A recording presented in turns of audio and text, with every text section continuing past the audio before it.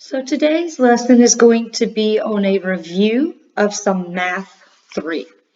So here we've got some different values, and this is on a worksheet that I have uploaded to the website. All right, so you don't necessarily need to write these down. It is on that website. If you were to take your calculator and you were to plug in and you were to take the negative log, so this, let's just assume this is our hydronium ion concentration.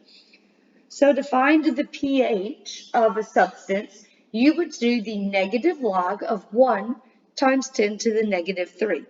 And if you plug that into your calculator, the negative log of 1 times 10 to the negative 3 is 3. And down here, if we wanted to do the negative log, what would the pH be of this concentration? 10 or 9 times 10 to the negative third. So negative log of 9 times 10 to the negative third. And you find that's about 2.05. So we'll just round that to 2. So what do you notice from your pH standpoint? Our pH is decreasing as my concentration increases. Now you'll notice all of these values are to the negative third. All right, so if we take that out, our concentration is increasing. Now we can do this 1 times 10 to the negative third without a calculator, because we know that the log of m to the p equals the p log of m. And now this is going to only work with our logs of 1 times 10. Okay, so basically our log base 10 of 1 times 10. So to solve for this, let's say we wanted to do 1 times 10 to the negative third. All right, we plugged that into our calculator and found that it was 3. Let's do it without a calculator. The negative log of 1 times 10 to the negative third. This negative 3 is my p. I can bring it down in front. So I have a negative times a negative 3.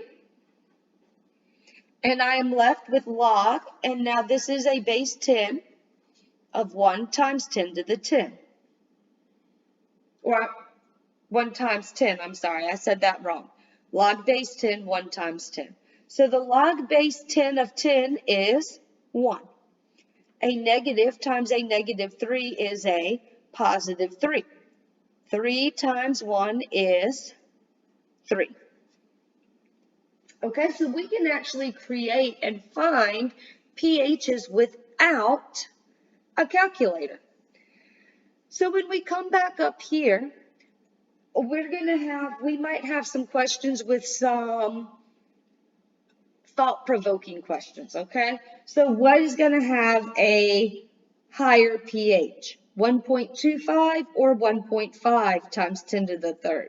We know pH is decreasing, so 1.25 is a smaller concentration, therefore a higher pH. So we can give you a bunch of these values and say rank them in order of increasing or decreasing, because we see here pH goes down as concentration goes up when they are all to the same power, 10 to the negative third in this case. So what about 1.25 times 10 to the negative third? And in this case, we are going to use the log of m times n equals the log of m plus the log of n. So if we wanted to find the pH of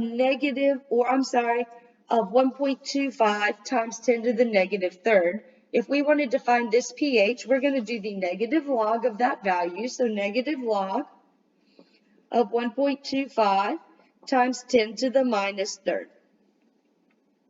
So here is my m, and here is my n. So the log of m, and this is a negative log,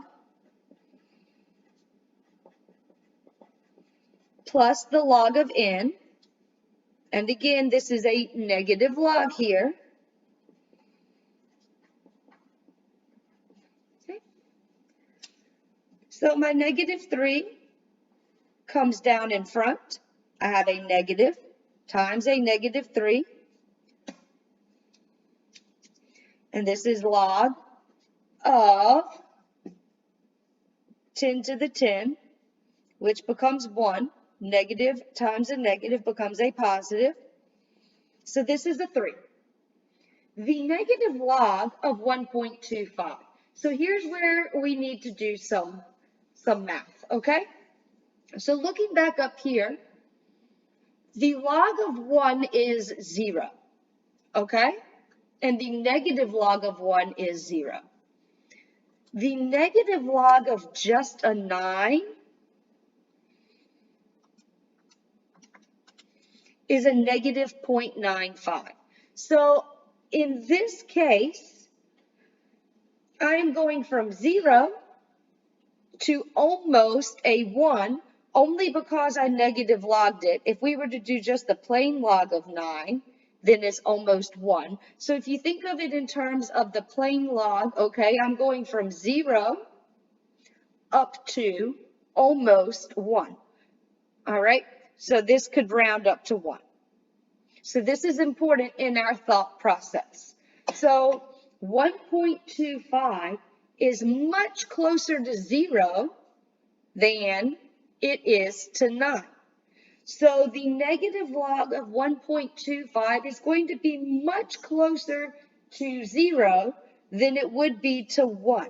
So this is going to be a small number. All right, and it is a negative because I took a negative log.